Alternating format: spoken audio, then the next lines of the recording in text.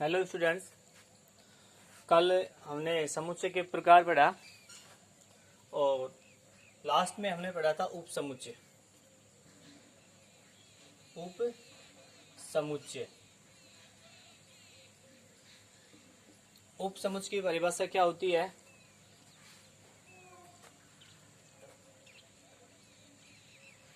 वह समुच्चय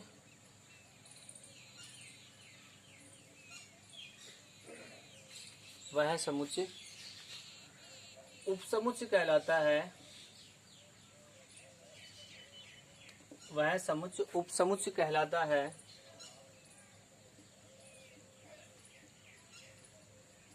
यदि उसके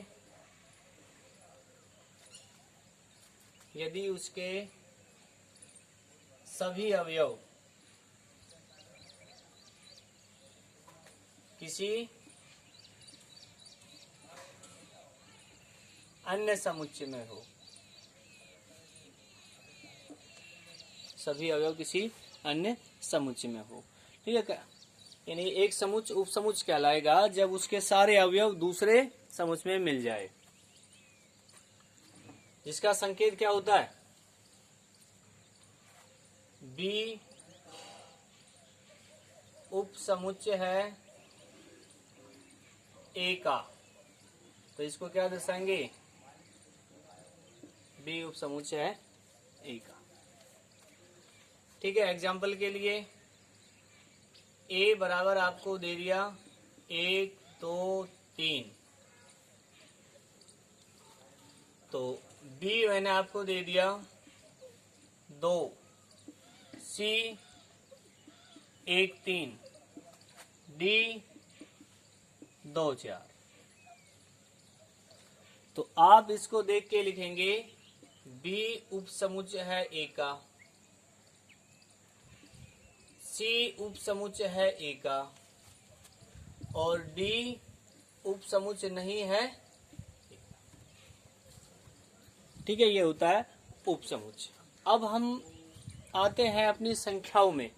तो संख्या जो हमने पढ़ी है, संख्या हमने देखो पहले पढ़ी है आपने संख्याओं पर।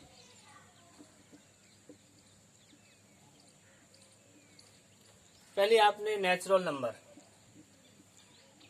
ठीक, फिर आपने होल नंबर, पूर्ण संख्या है, ये प्राकृत संख्या है, पूर्ण संख्या है। फिर आपने पूर्णांक संख्या है, इंटीजर नंबर, आई से निरूपित करते हैं या जेड से भी। फिर आपने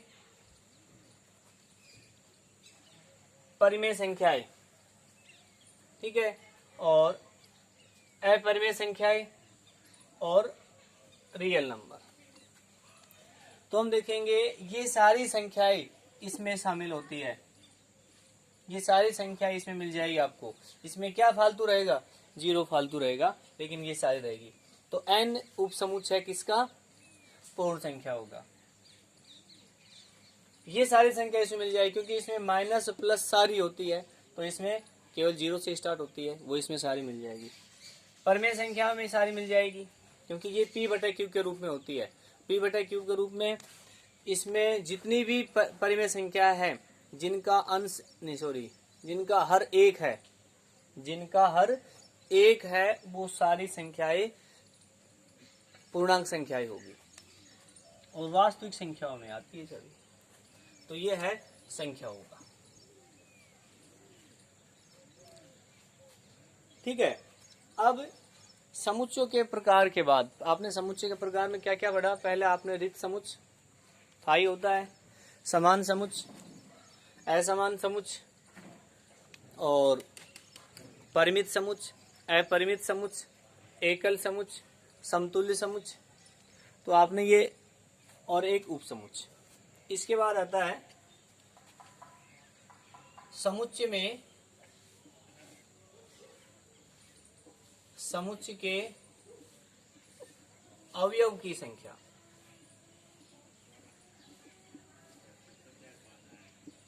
का संकेत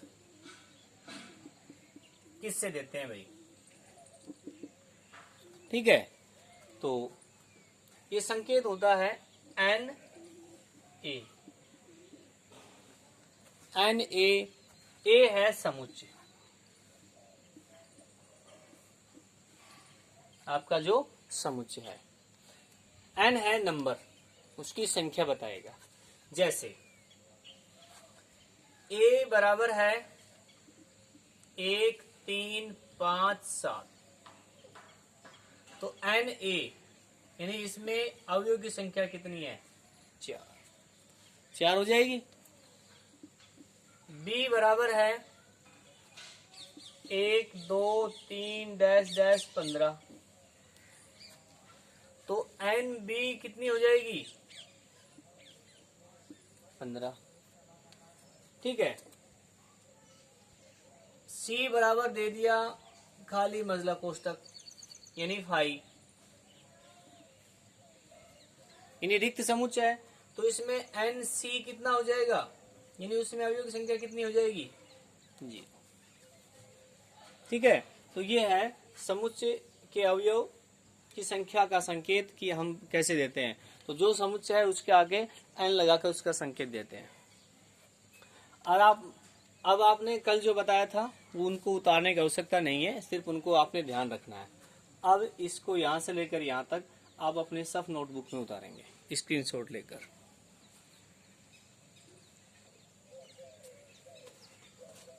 आगे है अगला टॉपिक अंतराल। अंतराल के रूप में आर यानी वास्तविक संख्या के उपसमुच्चय।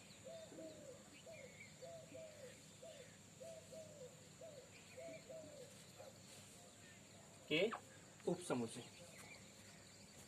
क्या होता है? ये दो वास्तविक संख्या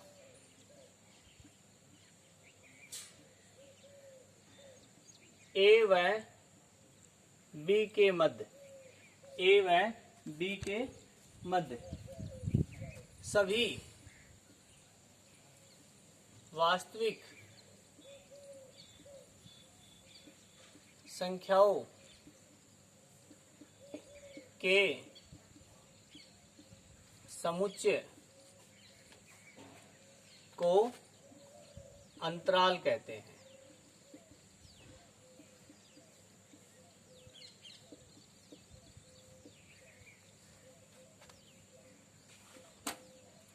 ठीक है, ये है अंतराल के रूप में उपसमुच्चय। तो पहले बात आई अंतराल होता क्या है। अंतराल क्या होता है? मान लो आपको एक संख्या ए दे दी, एक संख्या बी दे दी, या एक संख्या दे दी 3, एक दे दी 4, तो 3 और 4 के मध्य कितनी संख्या होगी? अनेक संख्या होगी, अनंत संख्या होगी 3 और 4 के बीच में।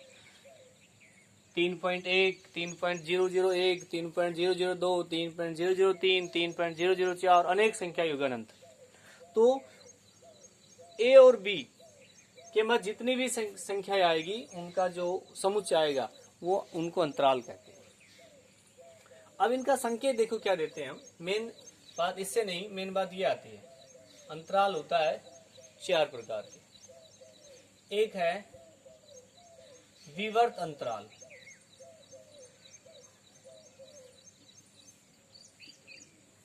विवर्त अंतराल जिसको खुला अंतराल भी बोलेंगे।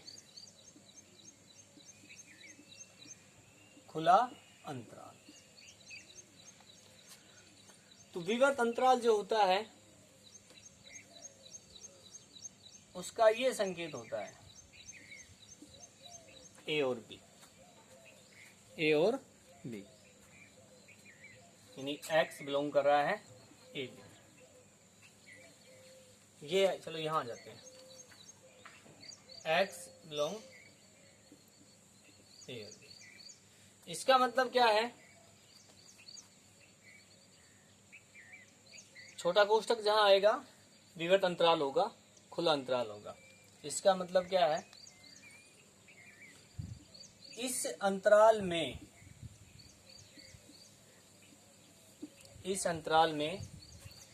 ए तथा बी को छोड़कर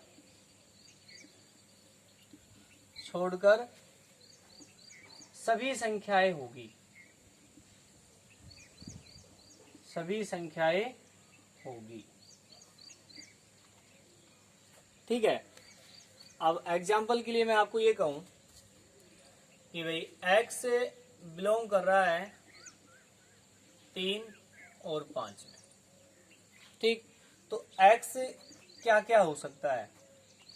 x 3.1 हो सकता है, 3.2 हो सकता है, 3.3 भी हो सकता है, डैश डैश 4 भी हो सकता है, 4.9 भी हो सकता है, 4.99 भी हो सकता है। ठीक है, लेकिन x 3 नहीं होगा, x 5 नहीं। तो जहां छोटा कोष्टक लगा आ गया उसका मतलब क्या है?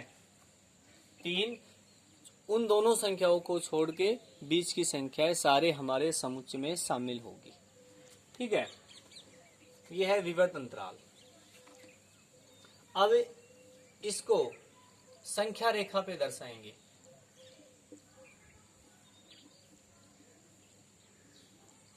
संख्या रेखा, तो संख्या रेखा आपकी ये होती है। इस संख्या रेखा पे आपने ये मान लिया कि ये तो है आपका ए पॉइंट, ये है बी, यानी ये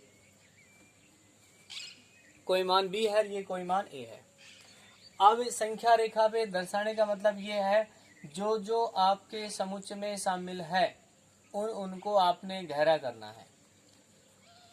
तो बी शामिल है, नहीं है, ए शामिल है, नहीं है, यानी ए और बी को छोड़कर बाकी सबको आप गहरी लाइन से दर्शा देंगे।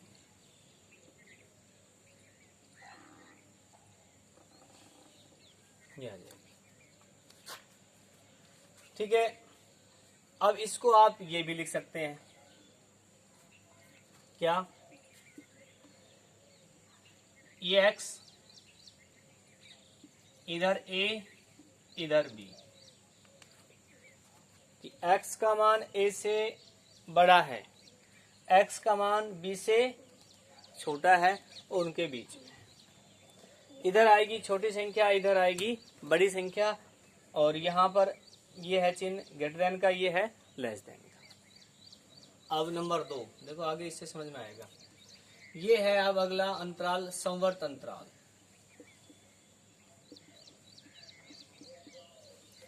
इसे बंद अंतराल बोलते हैं। ठीक है, तो बंद अंतराल में आता है कोष्टक बड़ा। ठीक है, इसमें है, इस अंतराल में ए तथा बी के साथ सभी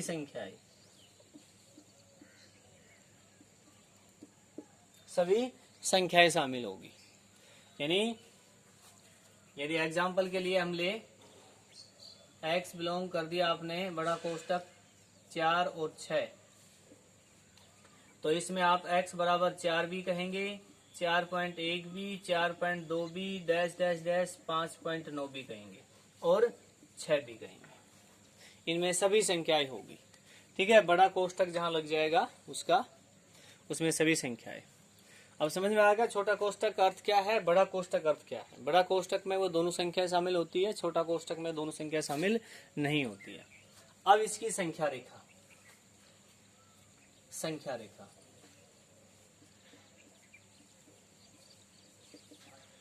संख्या रेखा, तो संख्या रेखा में ये संख्या रेखा हो गई, ये हो गया ए, ये हो गया बी। अब देखो, ए शामिल है, गोले को डार्क कर दो, बी शामिल है, गोले को डार्क कर दो, और बीच का आपने डार्क करना ही है। ठीक है, और इसको और भी क्या लिखेंगे अंतराल के रूप में, ये अंतराल के रूप में लिख रहे हैं, ये कोष्टक रूप में, ये अंतराल के रूप में, तो ये संख्या रेखा के रूप में। कोष्टक, संख्या रेखा, अंतराल, तीनों का मतलब आपको पता होना चाहिए। यहाँ सीधी सी बात ये है कि ये लिखा आ गया, इसका मतलब क्या है, ये आ गया इसका मतलब क्या है, और ये आ गया इसका मतलब क्या है। यही बात यहाँ पर, ये आ गया इसका मतलब क्या है, ये आ गया इसका मतलब क्या है, और इसको क्या लिखेंगे, यहाँ हुई ए, यहाँ हुई बी। ए शामिल है बराबर का चिन्ह लगा देंगे, बी शामिल है बराबर का चिन्ह लगा देंगे। ठीक है, अब ये बात आपको पता होना चाहिए कि इसका मतलब क्या है और इसका मतलब क्या है। ठीक है, इसका स्क्रीनशॉट लो और उतारो इसको।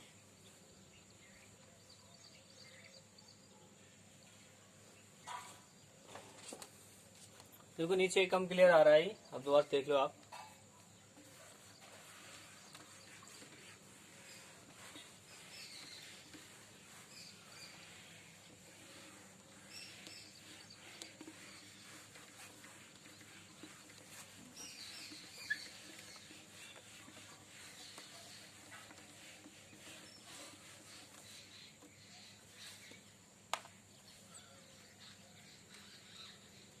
अब है नंबर 3, आधा अर्ध संवर्त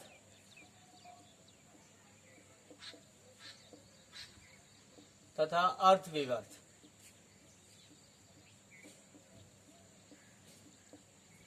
अंतराल। ठीक है, x बिलोंग ए और बी, इधर खुला है इधर बंद है। ठीक है, इसका मतलब क्या है, ए शामिल है बी शामिल नहीं है और ए और बी के बीच की संख्या है।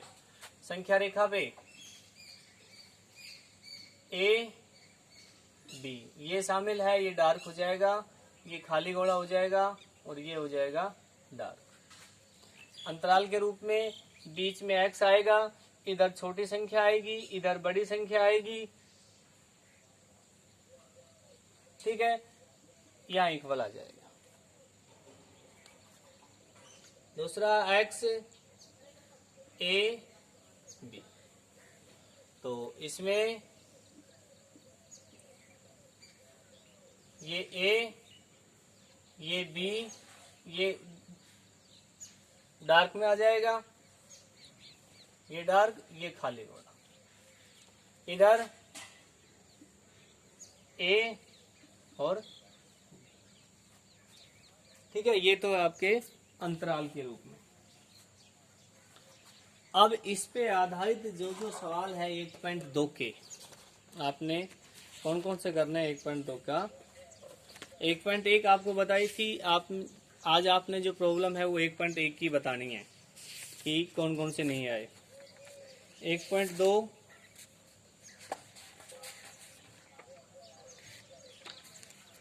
1.2 में है